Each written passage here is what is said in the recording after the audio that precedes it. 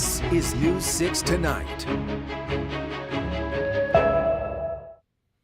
Hello, everyone, and welcome to News 6 Tonight. It's where you get to catch up on all of the stories you may have missed, or you just want to know a little bit more about some of the bigger headlines locally that happened here in Central Florida or in the state of Florida. I'm Ginger Gadsden. So glad you could join us. Taking a deep dive into the headlines at 9 o'clock like we do every night. We would love it if you join us. If you're here, if you're watching, we would love it if you would comment and let us know where you're from. That way we have some idea. This is our second big week of doing this show. This is definitely a big second week, for sure. So, hold on. Okay, I was gonna. One of our cameras is apparently off. So let's talk about, as a '90s kid, Hulk Hogan was the guy. He was it. Like, he was the guy. He was the World Wrestling Champion for many years. He was in movies. He was on the TV shows. You couldn't go anywhere and not see him. Yeah, he was everywhere. We all played with his little, action figure and stuff. Not all of us, but some of us. Some of us did. Hogan, Floridian, lived in Clearwater. I'm sure you've heard by now of his passing. He passed away at 71 years old.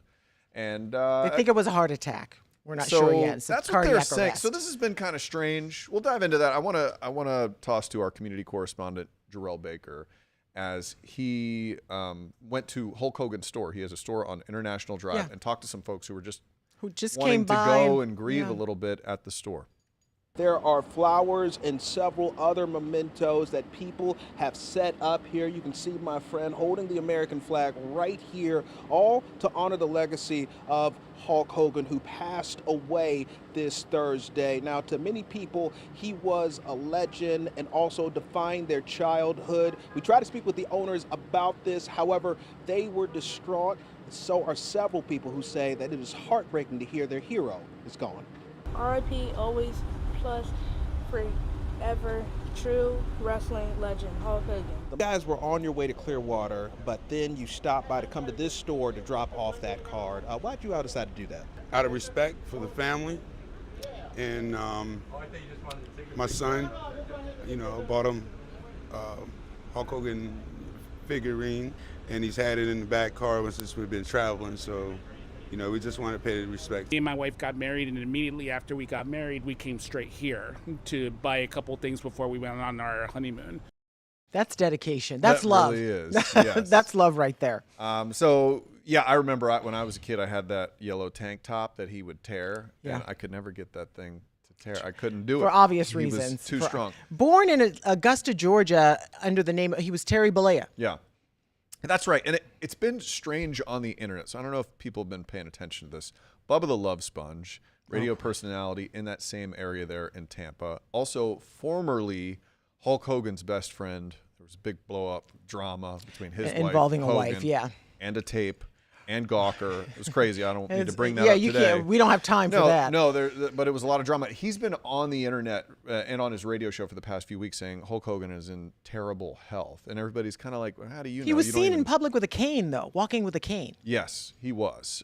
So turns out, they're saying cardiac arrest today. But really sad day, not just for wrestling fans, but for people who if you thought of a person from the 90s who was a superstar, Hulk Hogan has to be in your top 10, I would think. And you met him a few times. I worked in Tampa, Florida for several years, and he came and he would be on our morning show. He would play around and do weather and traffic. And I think, if I'm not mistaken, we had him do commentary for our evening news. I don't even remember why. I was a morning person. I was like, Hulk Hogan's coming back to do what? It was, but people loved him. I would see him at a restaurant called Frenchie's on the beach. He'd always be out there with it, just hanging out with people. I just, found him to be interesting and wondered, how did he get his name? Because I think of the Hulk Lou Ferrigno, but he got his name apparently because he was bigger than Lou Ferrigno, the actual Incredible Hulk, in size, and Vince McMahon Sr., or Vince McMahon said you need the name Hogan to represent the Irish American, because the other groups had people to represent them. There was a Native American name. I'm trying to think of the name right now. It was Chief Jay Strongbow, who represented the Native Americans, Ivan Pusky, who represented Polish American, and Bruno San Martino, who Italian American. So he said Hogan for Irish American. So I thought that was interesting. Yeah, and it worked. Obviously, it did. That's good branding. I mean, that name just rolls right off the tongue. Do you want to know some of the other names he went under? Yeah. Or that were considered? Sterling Golden. That's a sucky name. Terry Bolden, the Super Destroyer, and Terry the Hulk Boulder. Wow, they really landed. That was an easy choice for the McMahon family there. Yeah, exactly. Kind of an odd story. My dad spent a very little stint in the WWF, and in his one match, he got a really bad injury. And he gets a call in the hospital after that injury, and it's Hulk Hogan on there to call and check on him. So I'll always think of that. Yeah. Kind of a classy move that he made to call and check on my dad. Wow, that's incredible. Yeah, I respect that. Okay, we're going to switch gears and talk about another story. It is out of Rockledge here in Central Florida, where a 1-year-old child somehow fell from the 3rd floor of an apartment building. It's incredible. Our community correspondent, James Barbero, went out to do some digging to figure out what happened. Here's a little part of his story today. The police described the fall to me as a freak accident. They said at 9:30 in the morning the child fell from that 3rd floor window after it was open to let some air in the apartment. A woman who lives just across the hallway told me that the child fell through a screen. This is video of the Health First helicopter life flighting that toddler after the 30 or 40-foot fall.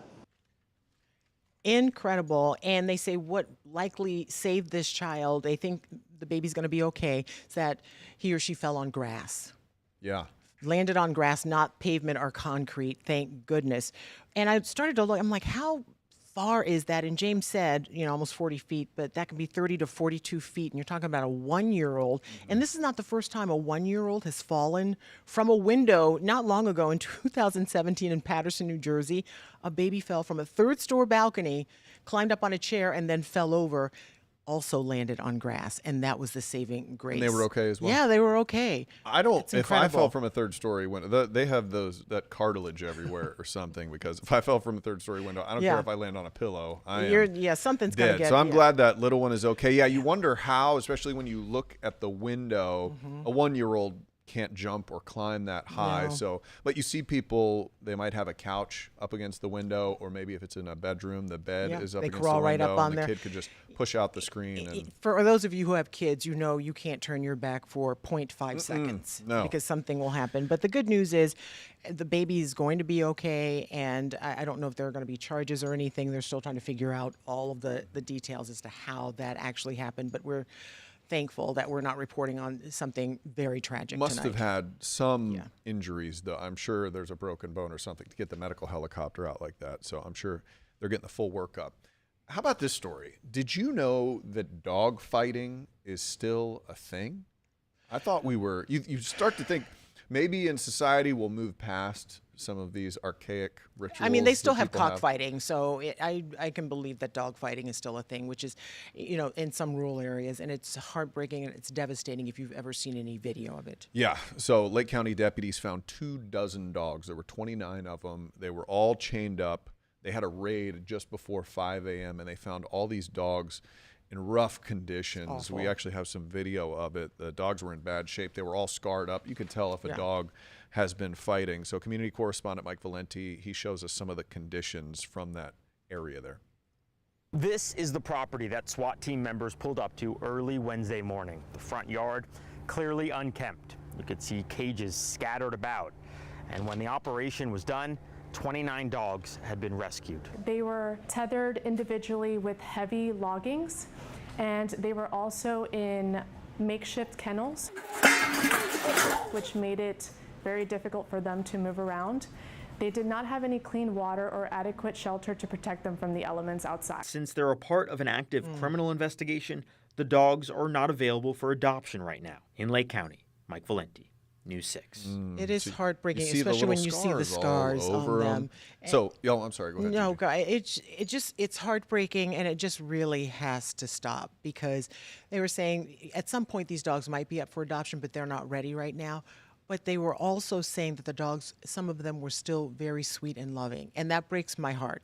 Does it? Look, I'm mean, glad that they're just, sweet and loving. We but were talking about this earlier off camera, but it just proves that we are not worthy of dogs. we don't deserve They were dogs treated at all.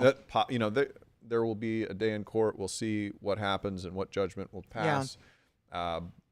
But if they were treated and in those conditions and with all that scarring on them, and still when these shelter workers come up to them, their tails are wagging. They're so happy to see them. Yeah, and so they're trying to take care of them the best they can. Yeah. And they say some of them will actually make really good pets for people, but you have to be the right family for them, it'll probably be a one-dog home usually in those situations. And you have to be careful. You have to be careful. You do, around other But pets. they arrested the guy who... So his name, 48-year-old, I wanted to make sure we got him on here. Jason Bigger, he was arrested, 29 counts of animal cruelty, 29 counts of baiting and fighting animals. And as we heard in the piece, you can't adopt these creatures just yet because they're still a part of the active investigation. Yeah. So it's going to take a while to take pictures and get that evidence off. But they're in a place where they're getting fed, they're getting taken care of, they're getting clean, fresh water, and they're being loved, hopefully. I sure hope so. Yeah.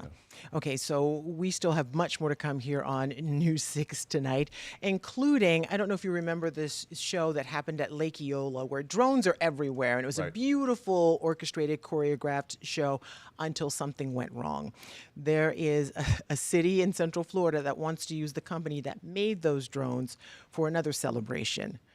There's a debate about it. We'll come back.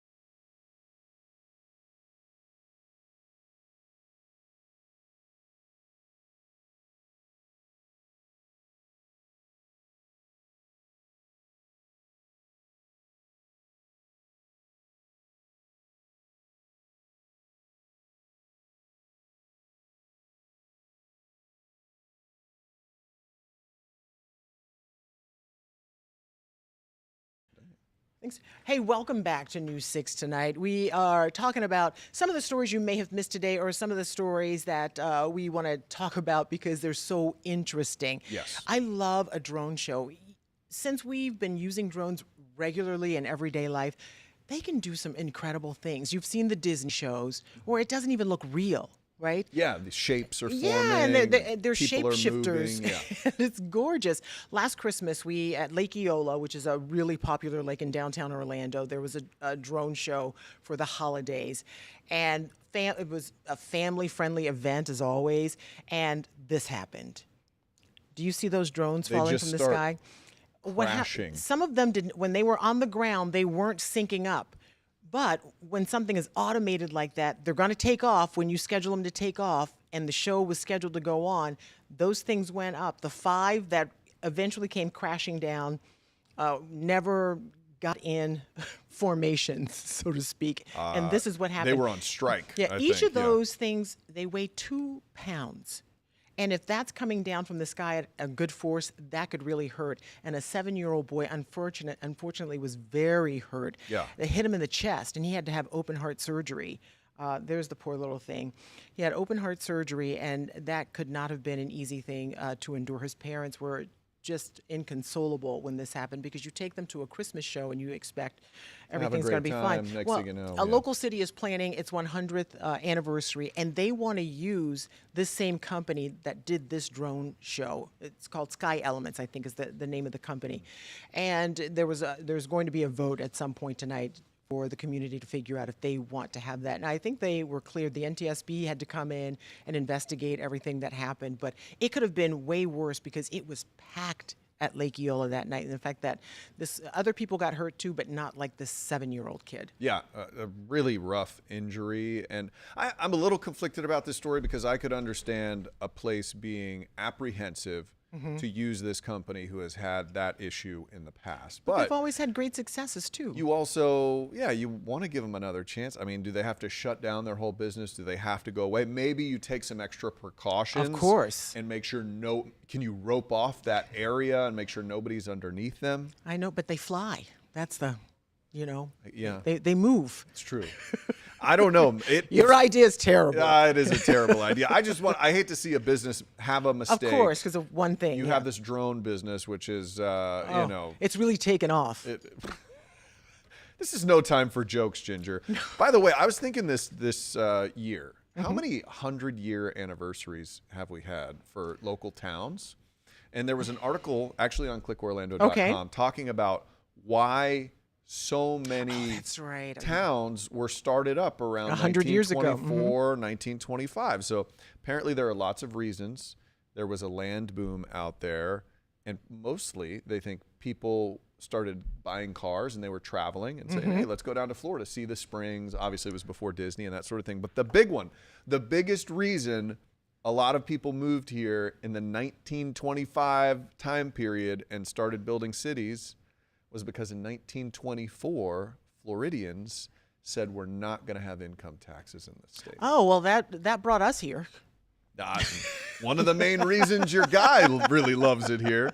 So pretty interesting. Yeah. And hopefully the drone show, if they approve it for Fruitland Park, it happens. We'll go on and be safe for everyone. Let's keep the little ones out from under there. Everybody has to be careful. In cases, until we get that stuff worked out. I don't know if you've ever tried out Sunrail. So it's this one thing that we struggle with in Florida, and I don't like admitting our struggles, but it is the truth. Public transportation. Just have not paid much attention to it in our history here. But Sunrail can take you all the way from DeLand down to past Kissimmee, which is that's a good distance. Pretty amazing. Yeah, and a good amount of people use it, but I can never use it. I would love to do it on weekends. On a weekend. This is one of the biggest debates that we have. But it would cost a lot of extra money to make it happen. So we started looking into this, and our community correspondent, Catherine Silver, she did a story about this.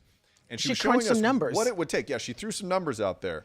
Yeah, $26 million is what they would need to run it on weekends, but that wouldn't even get it up fully running. That doesn't include the people you need to run it. That also doesn't include the cars, the locomotives. So they would have to spend $60 million for 3 extra locomotives. Oh my goodness. And then you have your $26 million a year cost for all the people and the maintenance and everything. I would love to be able to take Sunrail on the weekends. And sometimes if there's 4th of July celebration, and if it's on a weekend or a big event on a weekend, they will run then. Yeah. But that's the time I don't want to take it because everyone's on it. This is true. Yeah, I don't want to take it on a holiday, but I think it would be cool to take it to a concert or something. Yeah. But imagine a day when you could take the Bright Line all the way up from Miami up to Orlando, and then you could scoot up to DeLand or go over to Tampa. I think it's coming. It's coming soon. Maybe we're starting to hit our stride with this thing. Yeah, it's going to be fine. Yeah.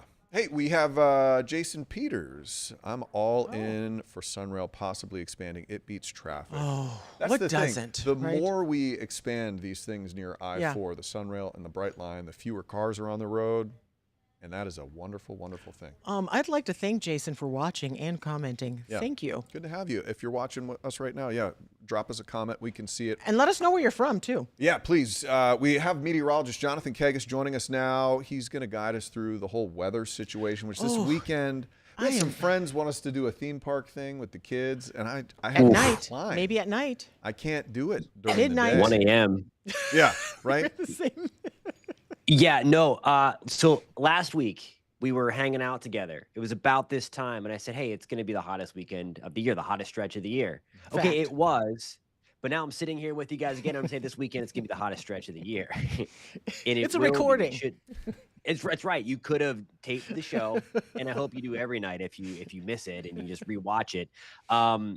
But yeah, I mean, it's going to be that hot, and will likely add to what last weekend was by maybe a degree or two. It's kind of wild, guys. Wait a minute, add a degree or two? Yeah, even worse Add a than degree. last So weekend. we hit 96 both days officially in Orlando. That's still tied the hottest. And then we were 96 again on Monday, 95, 96 again. So we kept that stretch rolling of the mid 90s. We have forecasts a couple days of 97, and then another day at 98, and then another day at 96. So that would beat last weekend by a degree. I mean, it's all relative. But and, is it going to be that swampy heat, or is it going to, whenever you talk to people out west, they're always like, don't worry, it's 110, but it's a dry heat. Yeah, ovens are also dry heat. This is true, but is it going to be a humid 98? Oh yeah, no. This is you're at the gym. You open up the steam room, not you have your choice of the sauna, which is your desert Southwest, or the steam room, which everybody hangs out in after work or after the workout. That's Florida. We're in the steam room. I mean, it should be pretty terrible this weekend.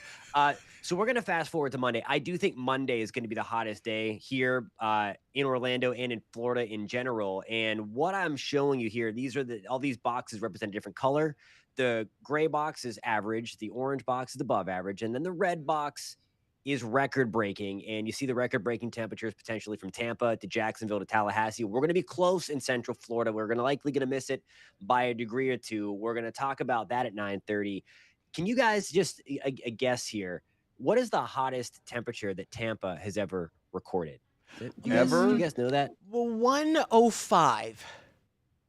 A little too hot. What if I told you that Tampa has never reached 100 degrees ever? Actual air temperature. I don't believe it, but I know you know your stuff, so I believe it. Wow, It's crazy. Never? Ever. Since weather history has been recorded since the late 1800s. Okay. We're going to talk about why that is and why it's so hard in general for Florida cities to reach 100 degrees. That's a great That's a tease. great tease. Wow. Guess what I'm watching at 9:30. I'll be tuning in at 9:30, my friend. Thanks, Jonathan Kagas, thank you so much. Good stuff. Oh, my God. I want him to do a back sweat index because that's what we're going to have to measure this weekend. That's gross. Mimi's watching. Please don't turn off because of that grossness. Thank you so much for joining us. We have one more story to talk to you about. It is a hype video for a college football team that I am not involved with, and somehow you ended up I'm in the first few frames of their hype video. We'll talk about that after the break.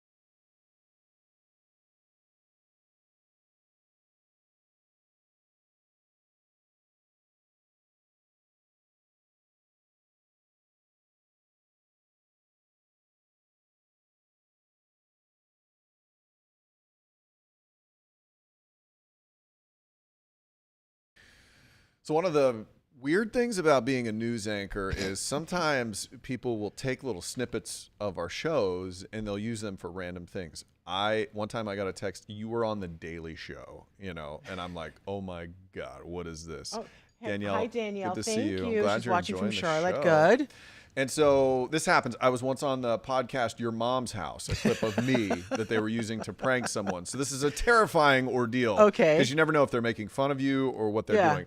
But then on Twitter, one of my friends tagged me to a post from UCF football, and I show up in their hype video. I'm looking at our little graphic on the side there. That video, that picture of you and Lisa Bell, that has to be like 20 years old. It was from 20 years old. I was in diapers back then. But no, yeah, that is from 10 years ago, back when... Charge of UCF's football program. First cross ends with an emphatic shutout to start the Scott Frost era. Front, so you can see it a little bit. It is official. The University of Central Florida formally announced Scott Frost will return as head football coach for the night. Whenever you're a part of something bigger than yourself, it's even more special. Yeah, there you go. Tonight there is a new man in charge of UCF's football program. First cross ends with an emphatic shutout to start the Scott Frost era. My friends, I have a lot of UCF football fans, and they're like, "Look at that. Matt, a known FSU fan, is in a UCF hype video." I gotcha. Okay. Which is a little embarrassing, but it was just a brief appearance, and I do support the UCF. You know what? I was looking forward to this video all day because I thought it was something else. You thought it was more than that? I'm just going to tell you, you ever use me in a UF video, I'm suing. They better never do it. You want royalties. You want royalties. Hey, thank you for joining us. Join us for the news at 10 and 11 o'clock. We got a terrific story about a solution to homelessness here in Central Florida. Good job, Gigi.